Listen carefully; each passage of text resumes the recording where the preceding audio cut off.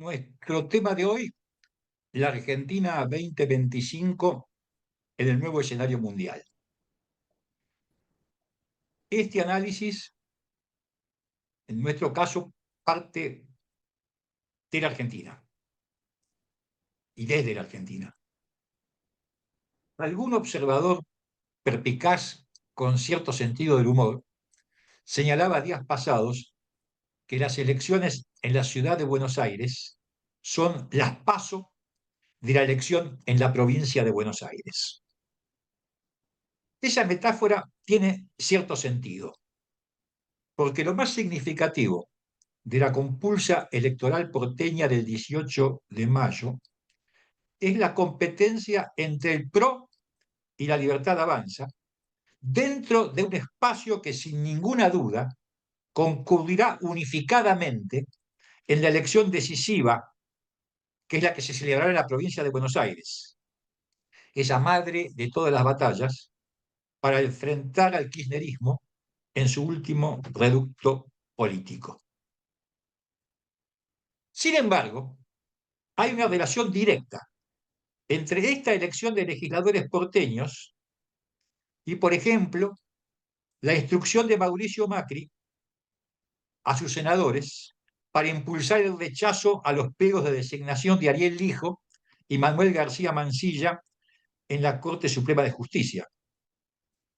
Esa vinculación entre un episodio institucionalmente de menor cuantía, como es la elección porteña,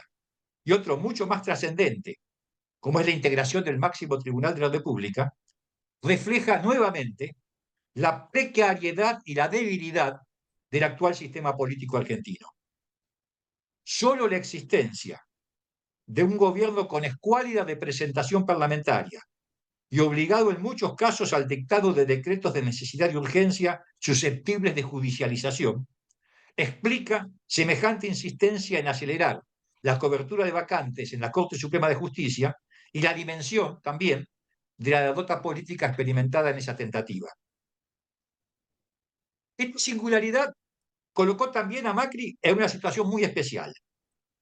Tiene que diferenciarse y hasta confrontar con el gobierno el 18 de mayo en la ciudad de Buenos Aires, pero sin generar daños irreparables para concertar una alianza en la provincia de Buenos Aires. Javier Milei no siente como propia esa obligación. En su evaluación, la mayoría del electorado tradicional del PRO respaldará espontáneamente al gobierno y votará por el oficialismo. El camino de Patricia Bullrich sería seguido por la gran mayoría de sus votantes. En coincidencia con ese análisis, Diego Santilli y Cristian Ritondo, los dos dirigentes más relevantes del PRO bonaerense, adelantaron ya que en cualquier hipótesis irán fusionados con el oficialismo, tal como ya también lo anunciaron públicamente los intendentes de Mar del Plata, Guillermo Montenegro, de 3 de febrero, Diego Valenzuela y varios otros de sus pares. Esta dicotomía explica que mientras el PRO pretende focalizar la atención en los asuntos locales, en la ciudad de Buenos Aires, en búsqueda de una ratificación popular a sus 16 años de gestión, la Libertad Avanza plantea esta elección como el punto de partida del proceso electoral nacional en que persigue un aval al gobierno de Milei que cuenta con el apoyo de la gran mayoría de la opinión pública porteña. En esa puja, la Libertad Avanza cuenta a su favor con un antecedente. A diferencia de lo que suele suceder en el interior de la Argentina, el electorado porteño tiende a priorizar lo nacional sobre lo local. Ni el respaldo a Milei con que Jorge Macri busca eludir una confrontación, ni la motosierra enarbolada por Manuel Adorni y Karina Milei para enfrentar la decisión de reducir drásticamente el gasto público en la ciudad, parecieran determinantes para guiar el voto de los porteños. Si la atención principal estará focalizada en la cuestión nacional y no en la gestión local, la disputa por el electorado que respaldó a Milei contra Sergio Massa en la segunda vuelta electoral en noviembre del 2023 tendrá como línea divisoria el respaldo incondicional representado por Adorni, cuya personalidad es inseparable de la imagen presidencial, y el que podemos llamar apoyo condicionado, expresado por el macrismo. Detenerse en este punto exige una precisión. El respaldo a Milei reconoce dos vertientes fundamentales con una amplísima gama de matices intermedios. Por un lado, está el apoyo entusiasta a un nuevo proyecto encarnado por un liderazgo emergente e indiscutido. Por el otro, está un aval condicional a la gestión gubernamental.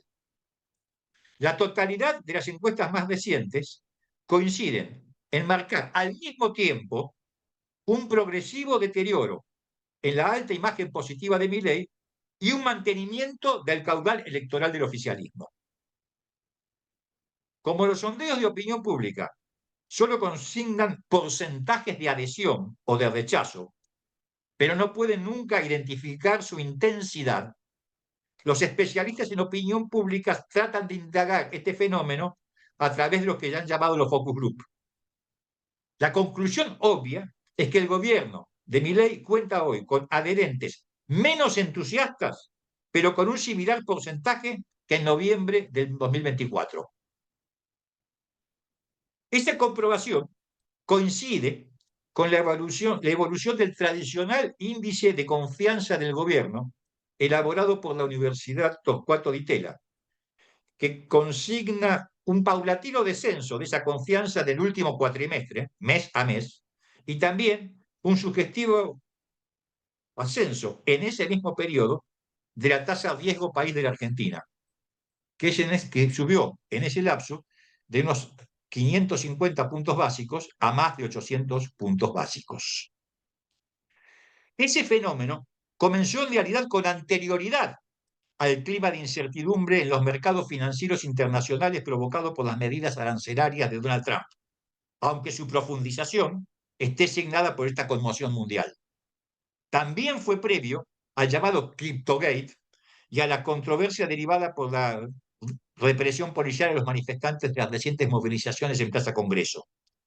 Todos estos elementos de juicio son precisamente los que impulsaron a la CGT, muy contradictoriamente en su seno, a convocar al paro general del jueves 2 de abril, pasado mañana. Sin embargo, la ausencia de una alternativa opositora en condiciones de mostrarse como una alternativa de poder constituye un límite insalvable al deterioro del gobierno. Mientras la percepción colectiva sea que la opción es Milei o la nada, no cabe esperar ningún vuelco significativo en las urnas. Por ese motivo, es probable que esa pérdida de imagen no tenga implicancias electorales inmediatas, aunque sí traduzca una incipiente caída de la confianza en el gobierno dentro de esa misma sólida mitad más uno de la opinión pública que sostiene a Milei. Macri intenta capitalizar esa sensación negativa para presionar para un acuerdo político y hasta para un gobierno de coalición. Milei, en cambio, apuesta a que una rápida aprobación final del acuerdo con el Fondo Monetario Internacional, a concretarse en las próximas semanas, impulse una rápida reversión de las expectativas desfavorables de los mercados y, casi como una consecuencia natural, en la opinión pública. Un efecto colateral de la confrontación entre el PRO y la Libertad Avanza en la ciudad de Buenos Aires es la posibilidad de que la lista encabezada por Leandro Santoro obtenga el primer lugar en las urnas de mayo. Quienes conocen los entretelones políticos internos del peronismo saben perfectamente que esa eventual victoria no sería de ninguna manera un triunfo del kirchnerismo, sino en todo caso el resultado de una afortunada combinación entre la extremada fragmentación del escenario electoral y una política de apertura diseñada por Juan Manuel Olmos, el principal estratega y dirigente del Partido Justicialista porteño, actual titular de la Auditoría General de la Nación, quien promovió la nominación de Santoro, un extrapartidario de extracción radical con una excelente imagen pública, precisamente como una forma de diferenciación con el kirchnerismo representado por la Cámpora. Sin embargo, en los círculos políticos y empresarios existe cierta preocupación ante la hipótesis de que un eventual triunfo de Santoro sea interpretado equivocadamente no solo como una derrota del gobierno, sino también como un triunfo de Cristina Kirchner en un distrito tradicionalmente hostil al peronismo, lo que podría generar una mayor incertidumbre en los mercados financieros ante el peligro de una victoria del kirchnerismo en las elecciones en la provincia de Buenos Aires. Lo cierto es que la expresidenta experimenta un debilitamiento adicional a su ya menguado poder político a raíz del agravamiento de la tensión con el gobernador bonaerense Axel Kicillof y también con la totalidad de los mandatarios peronistas del interior, que en esta elección legislativa privilegiarán a sus propias figuras para ocupar los cargos electivos en detrimento de los dirigentes del kirchnerismo en cada distrito. La todavía pendiente resolución definitiva de la condena penal que pesa en su contra es una espada de Damocles que torna cada vez más incierto el porvenir político de la exmandataria, aún para sus más fieles partidarios en la provincia de Buenos Aires. Desde aquí hasta octubre, el calendario electoral estará asignado por una sucesión de elecciones provinciales. Con independencia de lo que suceda en la ciudad de Buenos Aires, la contienda inmediatamente más significativa tendrá lugar el próximo domingo 13 en Santa Fe. Todo permite pronosticar allí, según las encuestas, una amplia victoria del gobernador Maximiliano Puyaro, quien promueve una reforma de la Constitución provincial que le habilitaría a postularse para la reelección. Puyaro es una figura ascendente dentro de un radicalismo virtualmente acéfalo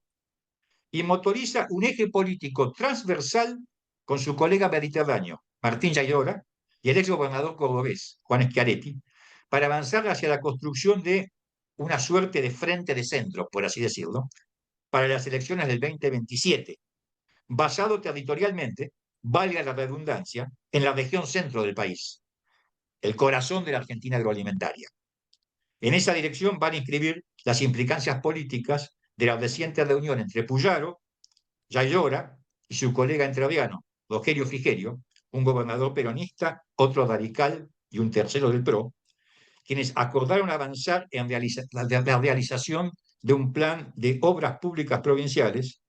en un encuentro que estableció como lema un modelo de desarrollo para el sector productivo, y en el cual, entre otras cosas, se generaron organismos interprovinciales, como por ejemplo la creación de una agencia regional de evaluación educativa. En los próximos 6 meses, de acá a octubre, el gobierno tendrá que volver a pisar tierra firme. Esa exigencia lo obliga a enfrentar los recientes brotes de incertidumbre económica, unidos a la inevitable cuota de incertidumbre política derivada de la pulseada electoral. Para afrontar ese desafío, su mayor carta de triunfo es el respaldo político de Donald Trump, que abre una perspectiva de asociación estratégica con Estados Unidos que brindaría a la Argentina un horizonte de previsibilidad inédito en el presente siglo. Conviene aquí destacar la aclaración de Milei acerca de que el gobierno argentino no busca ningún tratado bilateral de comercio con Estados Unidos, sino apresurar un acuerdo puntual sobre temas comerciales y de garantía recíproca de inversiones, en consonancia con la actitud moderada del gobierno brasileño del presidente Lula ante las medidas arancelarias de Trump. El ministro de Hacienda de Brasil, Fernando Haddad, expresión del ala moderada del Partido de los Trabajadores y su más probable candidato presidencial para las elecciones del 2026, destacó la importancia que tiene para Brasil su condición de socio comercial de Estados Unidos y subrayó la intención de negociar con Washington. La diplomacia del Palacio de Itamaraty es maestra en el manejo de estos sutiles y muchas veces subterráneos equilibrios políticos internos e internacionales. La aclaración de Milei y las declaraciones de Haddad alejan el riesgo de una fractura del Mercosur y suponen una coincidencia implícita sobre la necesidad de una mayor apertura del bloque regional y de la reformulación de sus vínculos con terceros países. Más aún, si se tiene en cuenta la posibilidad, nada desdeñable, de que en las elecciones de 2026 Brasil elija a un gobierno de centro derecha, partidario de un mayor acercamiento con Estados Unidos. Como señala Martín de Drado, en el nuevo escenario abierto por Trump, comillas, pasamos de un mundo donde las relaciones entre los países estaban basadas en reglas y valores a uno donde priman únicamente las negociaciones e intereses. Cierro comillas. Realpolitik en estado puro. El nudo gordiano para el gobierno es la firma del acuerdo con el Fondo Monetario Internacional para recomponer el nivel de reservas monetarias del Banco Central, levantar el cepo cambiario, permitir el regreso de la Argentina al mercado voluntario de deuda, lo que en las actuales circunstancias internacionales requeriría una tasa de riesgo país menor a los 500 puntos, para de esa manera impulsar las inversiones necesarias para el crecimiento económico. En un reciente y poco comentado artículo publicado el 8 de marzo pasado en La Nación, Milei explicó con claridad la importancia crucial que tiene esa recomposición del nivel de reservas del Banco Central, hoy negativas en más de 7.000 millones de dólares, a pesar del éxito del blanqueo de capitales del año pasado, que ascendió a alrededor de 20.000 millones de dólares. Y en esa nota, Milei diferenciaba entre los manejos del flujo en la circulación de dinero y del stock para lograr la estabilidad monetaria. En otros términos, Milei subrayó la importancia de la acumulación de reservas del Banco Central como una garantía necesaria para el levantamiento del cepo sin provocar un nuevo salto inflacionario. En sus palabras, comillas, el acuerdo con el FMI busca restaurar el patrimonio del Banco Central de la República Argentina para que de este modo la inflación sea solo un mal recuerdo del pasado. De allí, todo lo indica que en la negociación específica con el Fondo Monetario Internacional tenga particular importancia la fijación de meta de acumulación de reservas del Banco Central para el desarrollo del desembolso de los fondos que se desprenden de ese acuerdo. Hay una relación directa entre el tipo de cambio y el nivel de competitividad de una economía. La competitividad no se reduce al plano microeconómico, sino que es un fenómeno esencialmente de carácter sistémico. No compiten únicamente las empresas, sino también y sobre todo los países, es decir, sistemas integrales de organización y de decisión. De allí que para determinar la competitividad de una economía adquieren una importancia fundamental factores estructurales como la infraestructura, la presión fiscal y el régimen laboral, así como la calidad de los bienes públicos, desde la educación y la salud hasta la seguridad ciudadana. Con independencia de las opciones ideológicas, en todos estos asuntos es imposible omitir la importancia estratégica del rol del Estado. En esta precisión reside el núcleo de un conflicto político del presente. La estrategia de modernización y apertura internacional de la economía implementada contra viento y madera por Milei tropieza con la resistencia más o menos larvada de algunos factores del poder de singular gravitación. En este terreno, cabe situar los movimientos del grupo Techint, liderado por Paolo Roca, y el grupo Clarín, comandado por Héctor Manieto, que en defensa lógica de sus respectivos intereses advierten contra lo que califican de, comillas, apertura indiscriminada de la economía y plantean la exigencia, entre comillas, de nivelar la cancha entre las empresas argentinas y sus competidoras del exterior. Los cuestionamientos de Milei, perdón, los cuestionamientos de Techín a la liberación de la exportación de chatarra, una medida aparentemente inocua, pero que encarece el precio interno de un insumo fundamental para la industria siderúrgica y también en consecuencia para el conjunto de la estructura industrial, y del que Techín es el principal consumidor. Y las declaraciones de Milei sobre los presuntos riesgos monopólicos en el mercado de las telecomunicaciones derivados de la adquisición de Telefónica por Telecom, seguidas por el dictamen de la Comisión de Defensa de la Competencia que aconsejó suspender los efectos de esa operación, constituye apenas dos ejemplos de una multiplicidad de conflictos de intereses que no pueden sino tener consecuencias políticas. La asociación estratégica entre Clarín y Techín, forjada en la década del 90 en el marco de la apertura económica impulsada por el gobierno de Carlos Menem, es un factor decisivo en el sistema de poder empresario de la Argentina, como se refleja sistemáticamente en el comportamiento de las conducciones de la Unión Industrial Argentina y de la Asociación de Empresarios Argentinos, que reúne a los principales empresarios del país. En la actualidad, esa dupla comparte los recurrentes señalamientos sobre las consecuencias del presunto atraso cambiario advertido por aquellos que el oficialismo estigmatiza como, comillas, el partido de la devaluación, y muy especialmente por quienes Milei califica o descalifica como econochantas,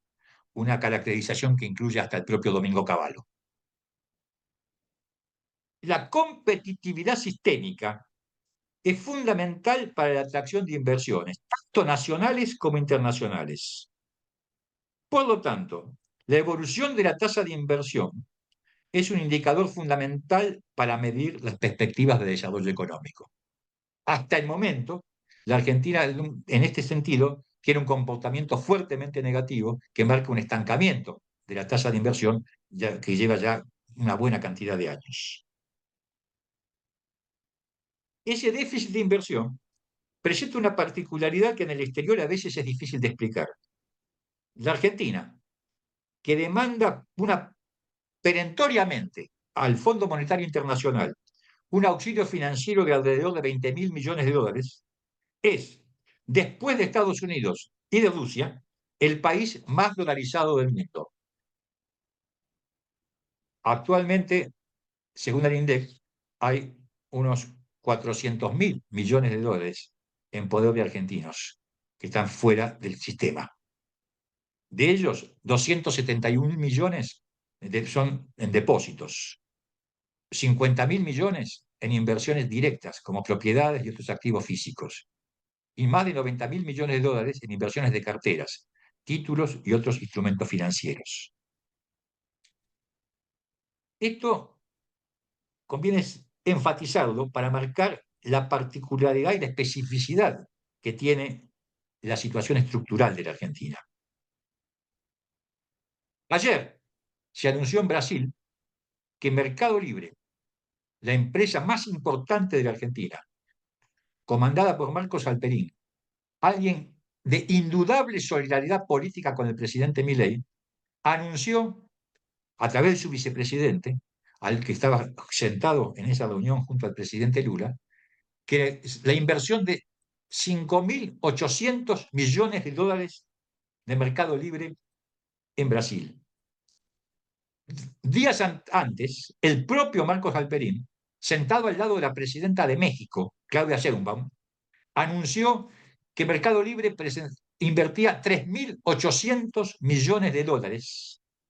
en México. En septiembre del año pasado, sentado al lado de Javier Milei, Marco Alperín anunció que Mercado Libre invertía 74 millones de dólares en la ampliación de sus actividades en la Argentina. El economista estadounidense Jeffrey Sachs, alguien muy conocido, sostiene que la Argentina no es confiable. No importa su realidad, sino su reputación. Ya en el año 2017, por citar otro caso, Larry Summers, el ex secretario del Tesoro durante el gobierno de Bill Clinton, le decía a Mauricio Macri: no se ilusionen con que vendrán inversiones extranjeras. Por mejores que sean las señales que se emitan, tardarán años en cambiar la imagen de mal pagador del país. Esta limitación estructural explica la importancia atribuida al régimen de incentivo a las grandes inversiones, el RIGI, que otorga garantías de seguridad jurídica a los inversores en rubros estratégicos, como la energía y la minería, absolutamente fundamentales para el desarrollo. Pero la cuestión de la confianza tiene una dimensión eminentemente política.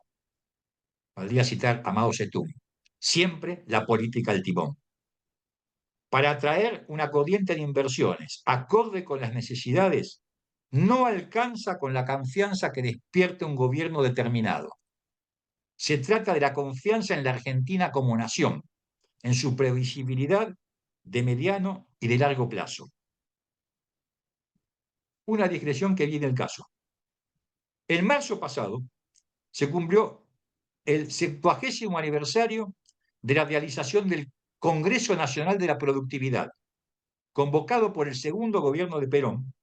para generar una instancia de concertación social en la que el Estado, la representación empresarial y las organizaciones sindicales pudieran acordar los lineamientos fundamentales del cambio de rumbo necesario para impulsar un aumento en la productividad sistémica de la economía argentina, una vez agotado el modelo de crecimiento fundado en el aumento del consumo interno y la sustitución de importaciones. Ese Congreso aprobó lo que se llamó el Acuerdo Nacional de la Productividad. En el discurso de apertura, Perón señaló: la productividad es la estrella polar que debe guiarnos en todas nuestras concepciones económicas. Esa experiencia y esa frase de Perón adquiere hoy más vigencia que nunca. La coyuntura política doméstica conspira muchas veces contra esa necesidad de previsibilidad de largo plazo. Cuando, envuelto en el fárrago de las elecciones legislativas porteñas, Macri instruye a los senadores del PRO para que otorguen quórum para la sesión que resuelve rechazar los pliegos del hijo de García Mansilla, queda reflejada esa precariedad. Cuando, en represalia por esa decisión, el Poder Ejecutivo emite una declaración en la que expresa, comillas, que por primera vez en la historia el Senado de la Nación ha rechazado los pliegos propuestos por el presidente por motivos meramente políticos y no por cuestiones de idoneidad, lo que evidencia una vez más que la Cámara Alta es el refugio de la casta política del Congreso de la Nación, cierra comillas, no parece tenerse suficientemente en cuenta que los embajadores, los empresarios extranjeros, los banqueros de Wall Street y las consultoras financieras y también los medios periodísticos internacionales también leen los comunicados oficiales, más allá de la altamente probable aprobación que su contenido pueda tener en la opinión pública argentina. La cuestión política central para la Argentina, que excede largamente el cementerio periodístico, los vaivenes de la coyuntura y las especulaciones electorales, es la construcción del sistema de poder indispensable para generar un clima de confianza interna y externa que nos permita encarar exitosamente las reformas estructurales necesarias para estar a la altura de las oportunidades y los desafíos que nos plantea este nuevo escenario mundial. Esta exigencia supone una reconfiguración integral del sistema político argentino, que nunca podrá tener características semejantes a las que precedieron al ascenso de Milei. Lo que venga después de Milei nada puede tener que ver con lo que sucedió antes. Hasta acá nuestro